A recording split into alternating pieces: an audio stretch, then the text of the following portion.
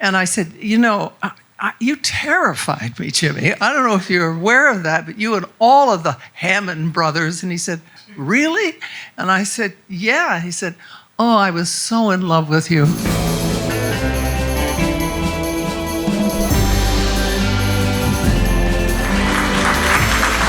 So today, at A Word on Westerns, we're going to be talking about a film that we all love, that we've discussed here before, Sam Peckinpah's Ride the High Country. Yeah.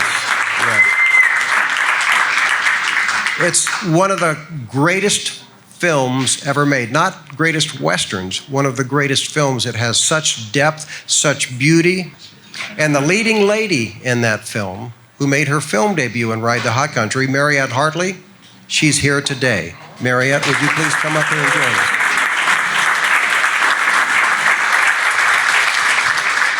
So honored to be here, and I was so honored. It was my first film. I'd never done a movie. I'd never done film. I knew nothing about it. I knew nothing about film acting. I still don't.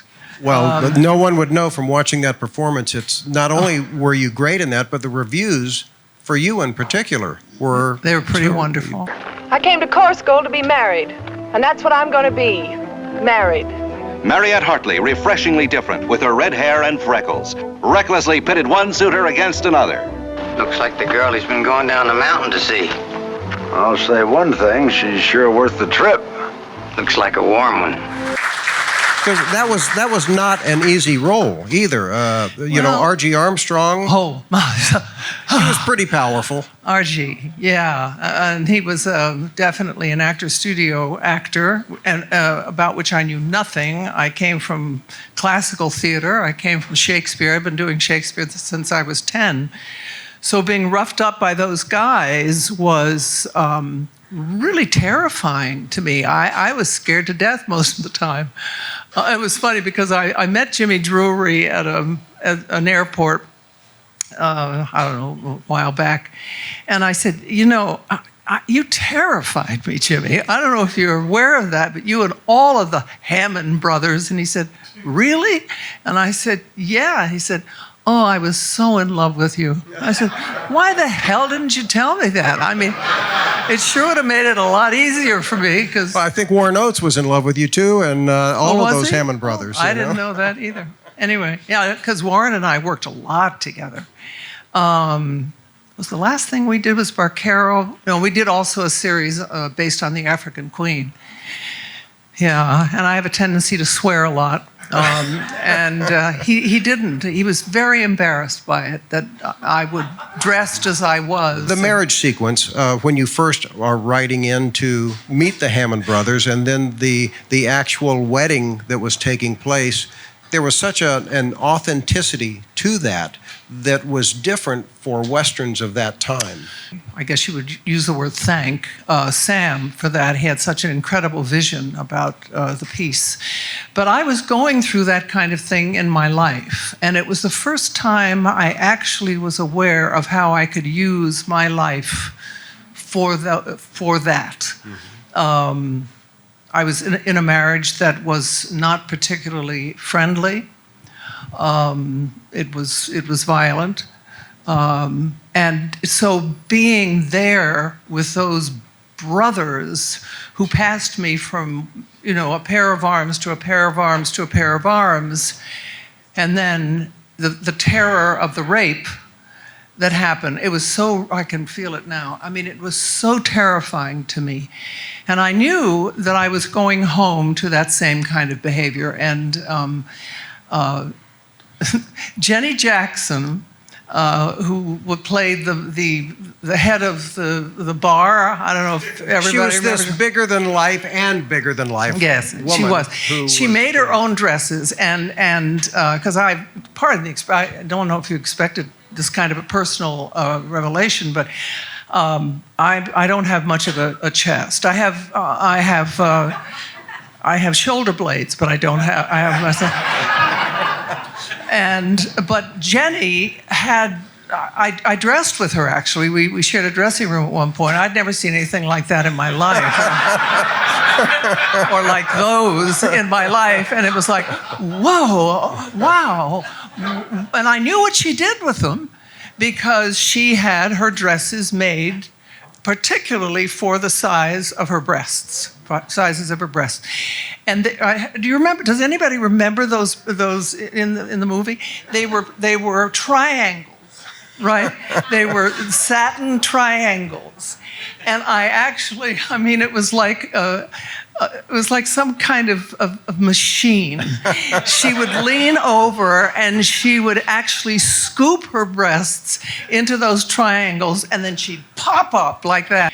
But it was interesting. I learned a lot. I learned a lot. Jenny was married to a guy named Diamond Jim. At least she said she was married to him. And he had a place up in Vegas. He was one of those, roulette guys. I didn't even know what the hell the name of those things were. He was walking in front of me, and he said, "How are you doing, kid?" And I said, and I never told anybody what was going on at home. And he said, "Are you okay?" And I said, "Not really. I'm going home, and sometimes it isn't really pleasant." And he said, "Just remember," and now I had never heard this. I was 21. I'd never heard this. He said, "Things are darkest before dawn." And I have to tell you that this complete, very sweet stranger saved my life that night. It was an amazing thing. But to be able to use that part of my life in that scene, and it wasn't just what was happening, it was the feelings that came up as they were happening, take after take after take, and then RG, forget about it. Good Lord, when he started slapping me around, oh my God. He's very intimidating. Yeah, in Shakespeare you don't do that. You come out and you say to be or not to be, and that's it, right?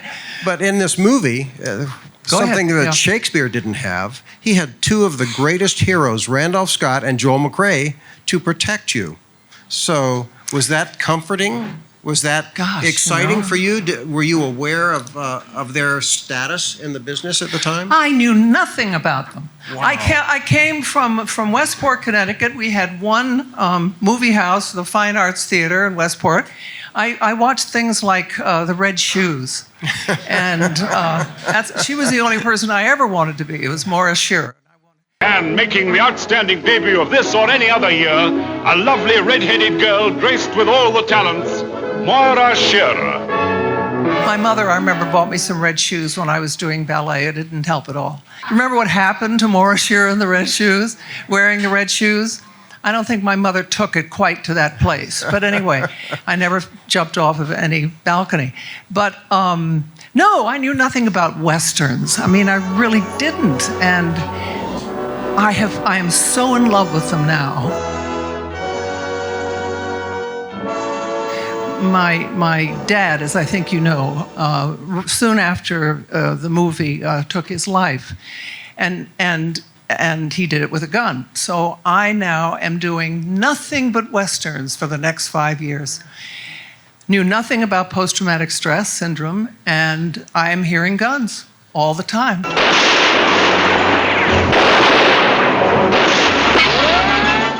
And I'm ending up in fetal positions in these fake houses, those cottages that has no back but has a front and corners, and I got through what I had to get through with all of these kind of guys that were there. What was the breakthrough for you, feeling with that emotional stress? What was the moment that you said, "I can get past this. I can get past the gun, the fetal position, the intensity that I'm living with, and to embrace life"? It took me a long time. My mission, should I choose to accept it, was to live. I didn't have a lot of life around me, and I just kept working and working and working and putting one foot in front of another, one foot in front of another. And suddenly, finally, it all kind of, and I was in therapy. I know there are a lot of cowboys out here that probably don't believe in therapy, but they use guns instead. Yeah, and. I'm one of those Southern belles that Learned a lot about therapy. And I really had to learn a lot about myself. But I remember I was terrified doing Ride the Country. But in the middle of Ride the High Country, I knew, mostly probably because of Joel and Randy, that this was a very special film. I had never seen The Westerner. I've since had met Brian Keith and adored him. And then when I saw it for the first time with my father beside me, and it said, introducing Mariette Hartley. Oh, I can still feel it.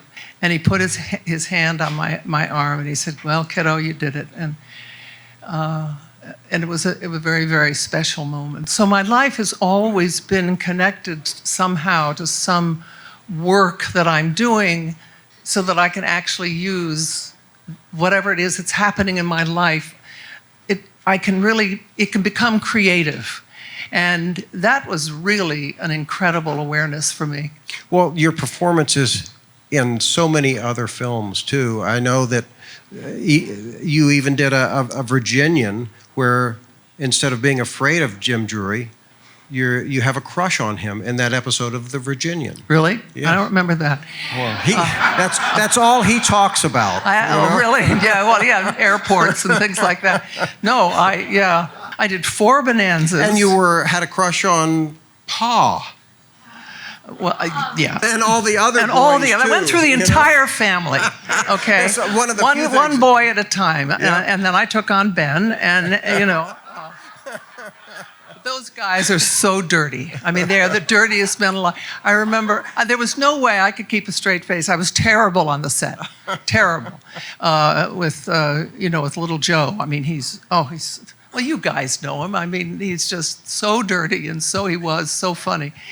And he said, well, who was a Chinese cook? What was his name? Hop Sing. He said before he came to the ranch, he didn't have slanted eyes. We just put him in the barrel, and on those really rough nights, and I said, look, I don't want to hear anything more about it. No more, okay?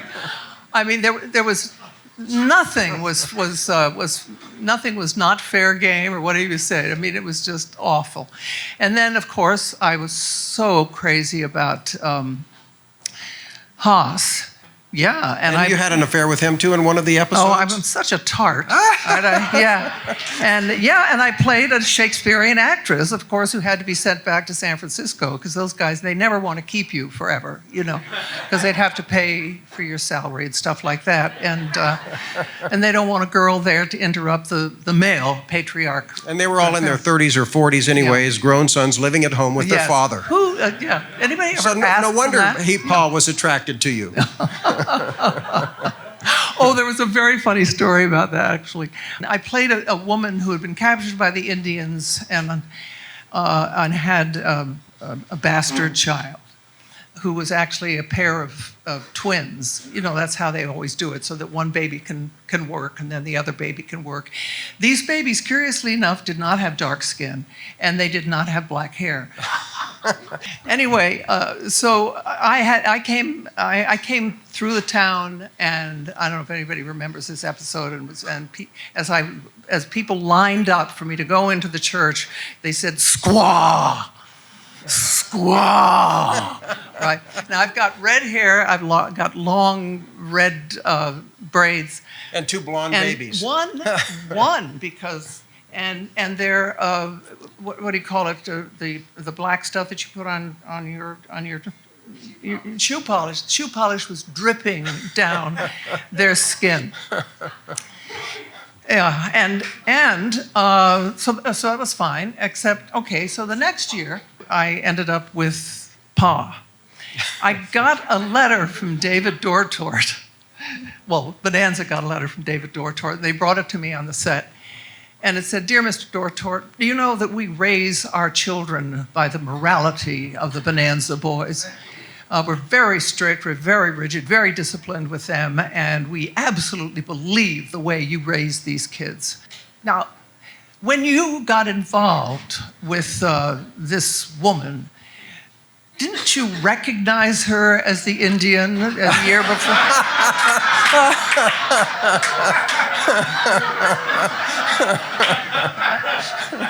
I mean, you know, it's like, I really felt a lot of times like Alice in Wonderland, who'd kind of come to this place and had no idea what reality was in any way in my life, you know, that happened I guess later. that was your last episode of Bonanza then, Yes, it was. unless you had an affair with Hop Sing.